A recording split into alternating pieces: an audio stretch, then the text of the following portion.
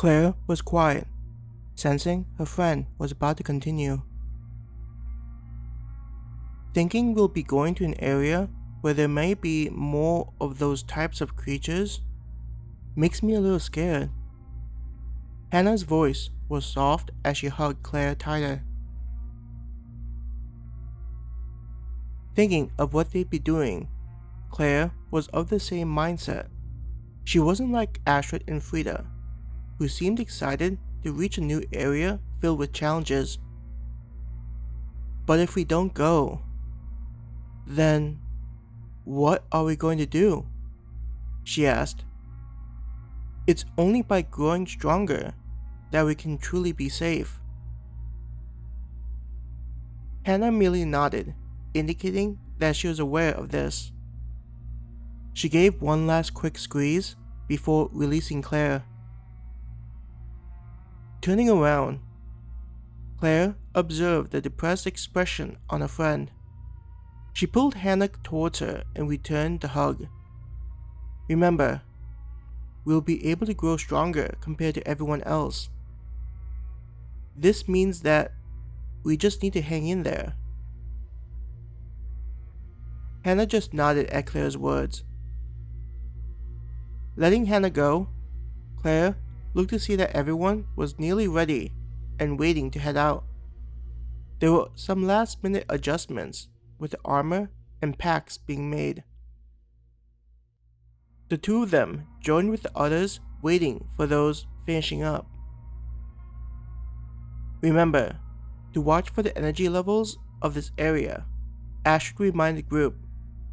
Your body will let you know if it's being exposed to a level that you're not able to handle, so don't dismiss any symptoms. It could be as minor as a mild headache.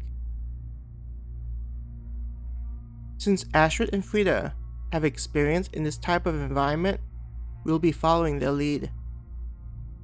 Our goal isn't to defeat any monsters.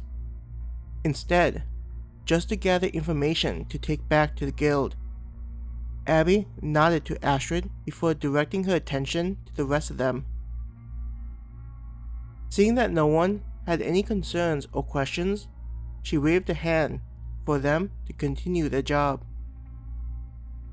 Taking a deep breath, Claire walked forward with the group. Everyone was fairly silent as they started back on the job. The difference from before was how they were concerned about what the environment would be like, making their way to an area that had monsters stronger than what they had dealt with so far on the job. I wouldn't mind getting a drink from the cafes, Claire complained in her mind, thinking of the fruity drinks offered on the main floor near the windows.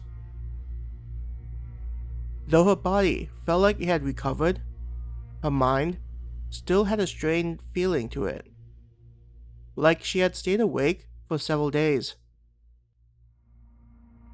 While walking, the surroundings were the same as it had been with a dense forest around them. A big difference was how quiet the forest sounded and how empty it was. Claire tried to locate any forest creatures grazing off in the distance, but all she saw was a sea of trees.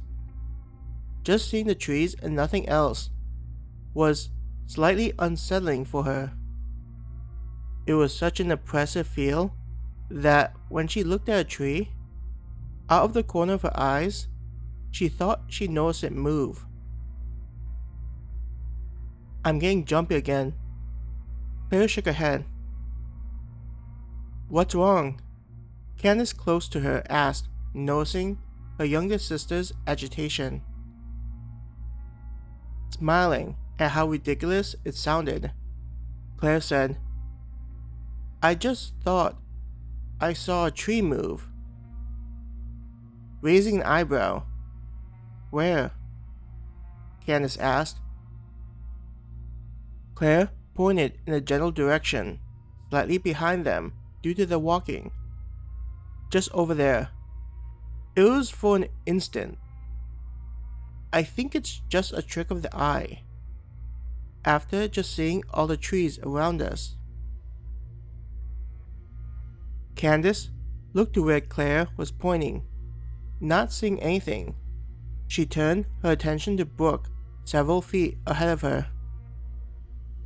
Brooke, trees can't move, right? Being asked such a random question, Brooke tilted her head before looking back. What did you say? Claire thought she saw a tree move. Candace patiently explained, understanding how confusing a statement she just made. Where? Brooke asked, as though expecting them to point an example of a tree moving through the forest. Candace pointed in the direction that Claire had indicated. Somewhere back there. Brooke looked as she was walking, not understanding the situation.